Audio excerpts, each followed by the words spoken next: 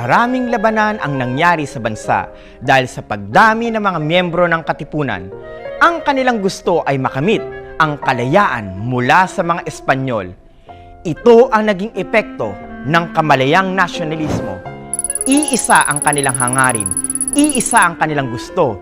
Ngunit dahil sa nag-alab na damdamin ng mga Pilipino, hindi maiwasang magkaroon ng inggitan, away at hidwaan ang isang nasimulang pagkakaibigan. Halika at ating alamin ang isa sa malungkot na bahagi ng ating kasaysayan, ang pagkakahati ng Katipunan. Dumami ang mga miyembro ng Katipunan mula Maynila hanggang sa Karatig Lalawigan. Ang Katipunan ay may iisang layunin, ang palayain ang Pilipinas. Ito ay binubuo ng mga miyembro mula sa iba't ibang antas ng buhay sa panahong iyon. May mga nakapag-aral at meron ding hindi. May mayaman at meron ding mahirap. Lahat sila ay handang mamatay para sa bayan. Ngunit dahil sa di pagkakaunawang personal at politikal sa mga kasapi ng Katipunan, nagkaroon ito ng dalawang paksyon. Umusbong ang alitan at pagkakawatak-watak. Dahil dito, nagkaroon ng grupong Magdalo sa pangunguna ni Emilio Aguinaldo at Magdiwang sa pamumuno ni Andres Bonifacio. Anong masasabi ninyo dito mga bata? Maganda bang pangyayari ito sa ating kasaysayan? Ano sa tingin nyo? Kung ang sagot nyo ay hindi, sang-ayon ako sa inyo. Dahil kung walang pagkakaisa at watak-watak, papaano nila lalabanan ang mga Espanyol? Parang sa kasalukuyan, kung hindi natin tutulungan ang ating mga pinuno, papaano nila magagawa ang mga programa at proyekto ng maayos? Tama bang punain natin ang lahat at hindi tumulong dahil iba ang ating pinaniniwalaan? Sa paraang ito, nawawala ang pagkakaisa. Tara at bumalik tayo sa aking kwento. Dahil sa pagkakaroon ng dalawang paksyon sa Katipunan, ginanap ang pulong sa Tejeros upang mapag-ayos ang Magdalo at Magdiwang. Napagkasunduan sa pulong sa Tejeros na kailangang palitan ang Katipunan ng isang revolusyonaryong pamahalaan.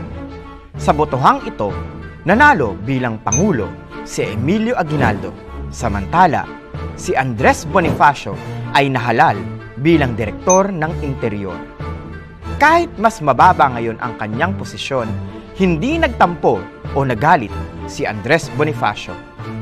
Ngunit, binaliwala ni Daniel Tirona ang pagkapanalo ni Andres Bonifacio dahil kailangang isang abogado raw ang nararapat sa ganong posisyon.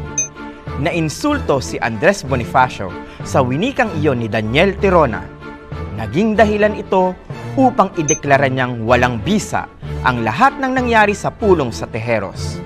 Kabilang dito ang pamahalang revolusyonaryo at ang mga nahalal na opisyal. Kung ikaw si Andres Bonifacio, may insulto ka din ba? Kung nahalal ka sa isang posisyon at tinitingnan nila kung ano ang iyong trabaho o natapos?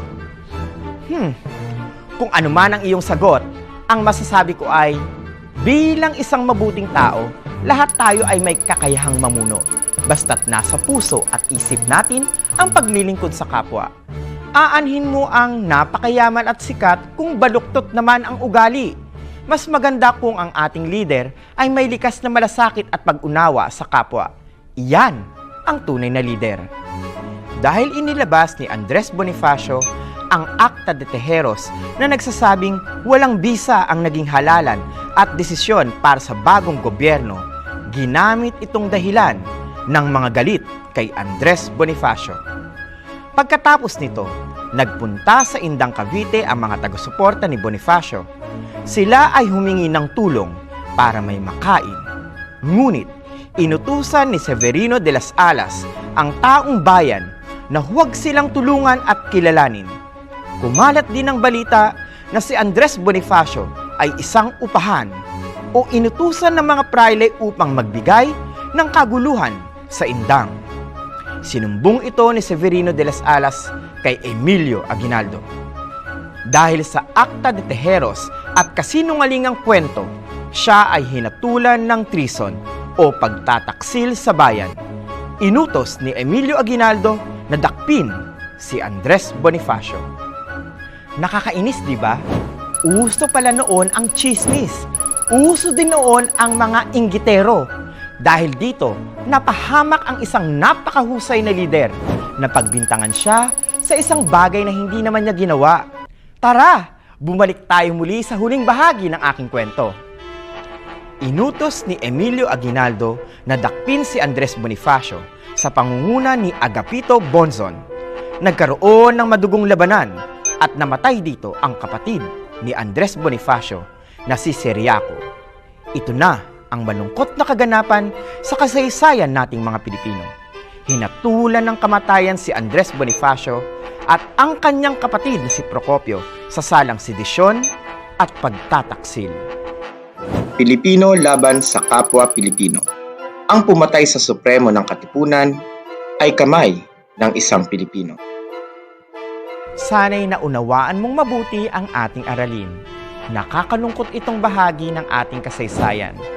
Dahil sa di pagkakaunawaan, inggit at pagkakawatak-watak, mismong mga Pilipino ang naglaban-laban. Sino ang talo sa bandang huli? Walang iba, kundi tayo rin.